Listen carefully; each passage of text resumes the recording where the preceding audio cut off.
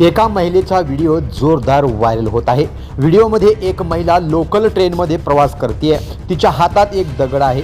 महिला ट्रेनच्या दरवाजात उभी असून ती हा दगड कुणाला तरी फेकण्याच्या तयारीत असते। तेवढ्यात विरुद्ध ट्रॅकवर एक लोकल ट्रेन येत आहे।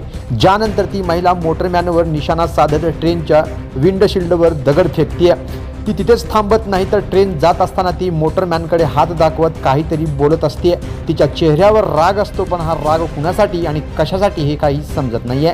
महिलेने ही कृती का केली याचे मूळ कारण कुणालाही ठाऊक नाहीये। महिलेचा हा व्हिडिओ सोशल मीडियावर मात्र आता तुफान व्हायरल झालाय।